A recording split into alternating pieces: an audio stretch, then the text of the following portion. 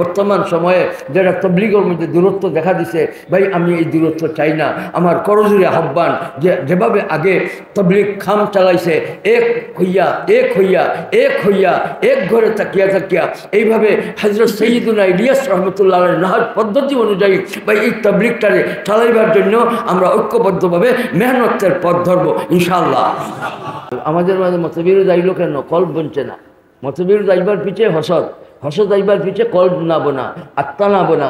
আত্মা নাবনার পিছে বড় হইল বদামলি হইল আমরা উলামায়ে কেরামর সোহবতরে আমরা উলামায়ে কেরাম নিয়ে সমালোচনা করি, উলামায়ে কেরামর গিবত গাই, উলামায়ে কেরামরে নিয়ে আমরা হাসি ঠাট্টা মজাক উড়াই। উলামায়ে কেরাম সাধারণ মানুষ নয়, উলামায়ে কেরাম নাইবে নবী, উলামায়ে কেরাম ভাই ওয়ারাসাতুল আম্বিয়া। আমরা উলামায়ে কেরামর কথার কদর করব এবং আমরা ঐক্যবদ্ধভাবে দিনের দাওয়াতের জন্য দায়ী হইবার জন্য আমরা তৈয়ার হয়ে যাব। বলেন ইনশাআল্লাহ। যেখানে যেখানে মাদারিসে দিনী আছে ভাই, সব মাদারিসে দিনিয়ার সহযোগিতা করা এটা ইমানি ঘরে অবস্থানকারী মুমিনের জন্য ইমানি দায়িত্ব। এর জন্য মাদারিসগুলির দিকে ভাই আমরা খুব মহব্বতের নজরে চাইব। আসাতেজায়ে কেরামের প্রতি আমরা খুব মহব্বতের নজরে চাইব। আমি আমার দোষ নিজে আমার দোষ দেখব, আমি কোনো আলিমের দোষ বাহির করার চাইব না। এর জন্য মুহতারাম হাজিরিন, বর্তমান সময়ে যারা তবলিগের মধ্যে দূরত্ব দেখা দিছে, ভাই আমি এই দূরত্ব চাই না। আমার করজোরে আহ্বান, যেভাবে আগে তবলিগ খাম চালাইছে, এক হইয়া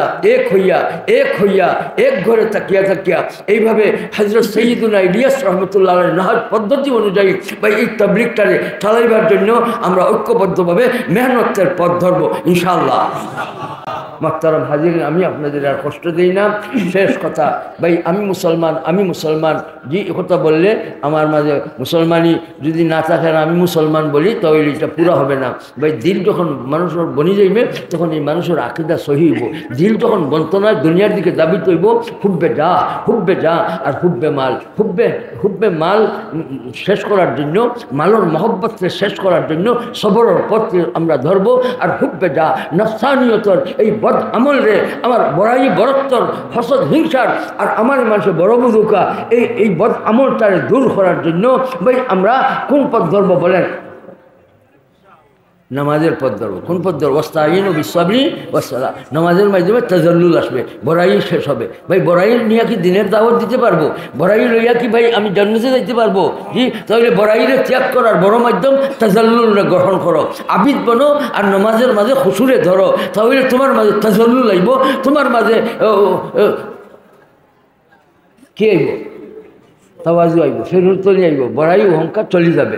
এর জন্য নামাজের মাধ্যমে হুব্বে যা খতম হয়, হুব্বে মাল সবরের মাধ্যমে খতম হয়। আর হুব্বে যা নফসানিয়ত এটা কের মাধ্যমে খতম হয়? নামাজের মাধ্যমে। আর কোন ধরনের নামাজ পড়বো?